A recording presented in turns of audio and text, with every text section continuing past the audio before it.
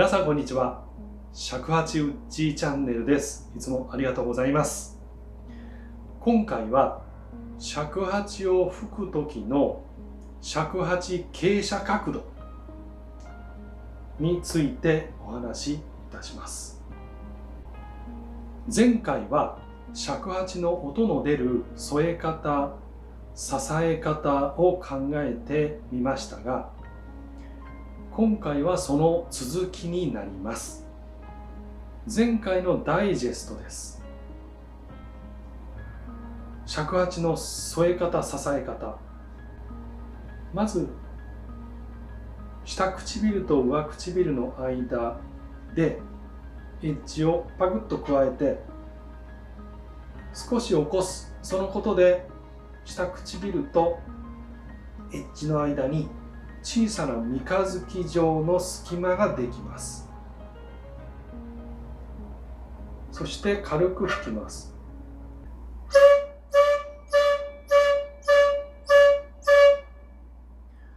そして接点2が右手の中指、1甲と2甲の間、そして接点3が自然な形で右手の親指を裏に添えます。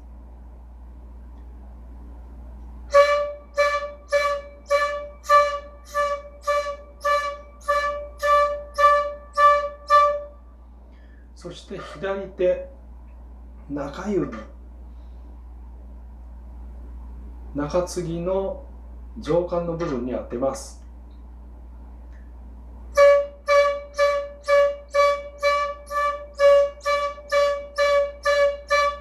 これがニュートラルな状態で、あとは補助接点の5つの穴を塞いでいきます。左手の親指で5甲、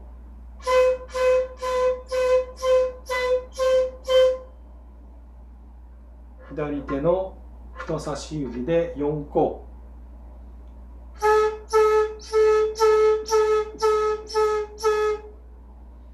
左手の薬指で3甲、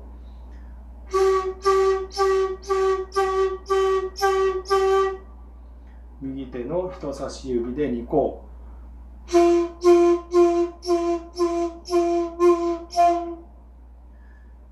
右手の薬指で1甲、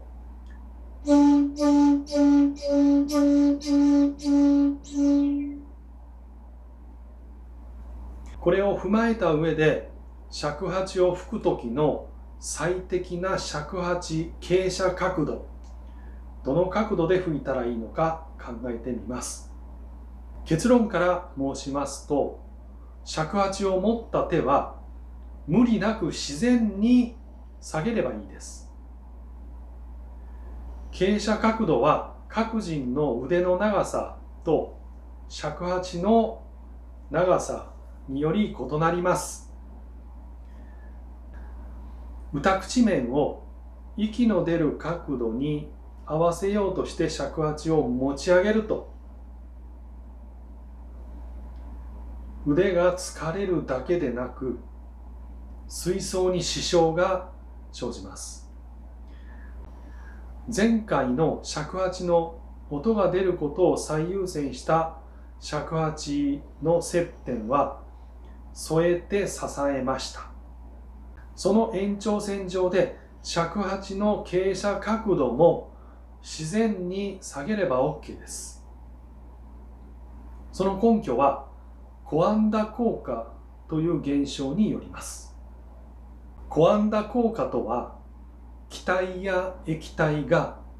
物体の表面に沿って流れようとする現象のことです。ルーマニアの航空技術者アンリ・コアンダによって発見されました。それでコアンダ現象と言います。例としては、航空機の翼の形状に沿って空気が流れて浮力を発生して飛行機が浮いたりだとか、自動車の場合ですと、車両形状に沿って空気が流れ、空気抵抗を低減しているとか、空調の場合は天井に沿って冷気を流すことで部屋の温度を均一に保てるとかいうことです。ちなみに私が今回お話しする内容は、私の師匠であるメンデ・リューザン先生からの教えになります。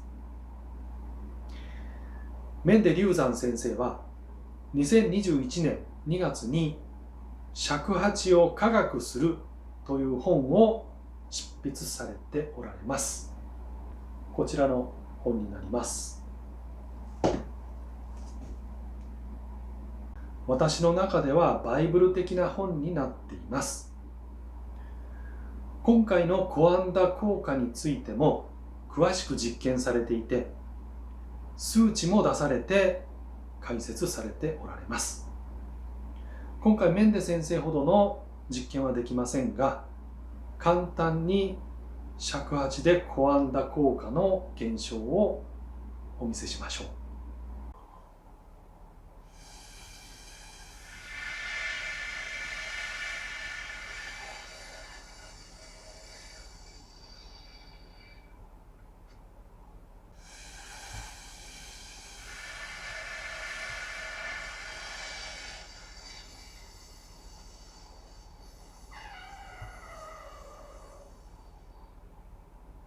ご覧の通り、ストローから出た空気は尺八のエッジを当てることにより、歌口の舌面に沿って流れていってるのが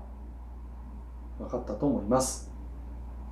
そして尺八をどんどん起こしていっても、同じように歌口の舌面に沿って流れていきます。尺八傾斜角度をどんどん大きくしていっても、歌口舌面によるコアンダーはしっかり追従していきます。このことは尺八を仮吹きしても、大きく仮吹きしても発音できることから納得できると思います。歌口面をどんどん傾斜させて吹くコアンダ効果に委ねる吹き方は、息の流れが勝手にフラッタ現象の起きる位置を選択してくれるので、吹く人は下唇とエッジの間の小さな三日月状の隙間だけ作っておけば、あとはただただまっすぐに吹くことだけを意識していればよく、極めて簡単に、しかも効率よく発音ができるのです。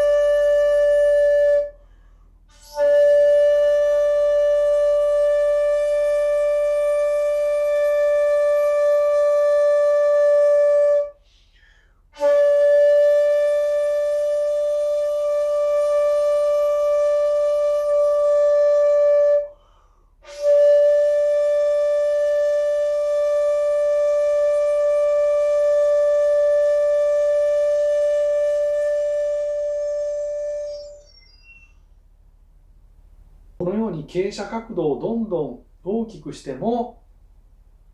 発音はしてくれます。息の流れがエッジに当たると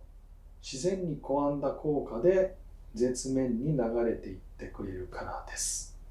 前回から一貫して言ってきましたけど、尺八は持つのではなく添える、支える、そしてその上で尺八を添えた手、腕は自然に無理なく下げて、腕が疲れないノンストレスな状態で尺八を楽しく無理なく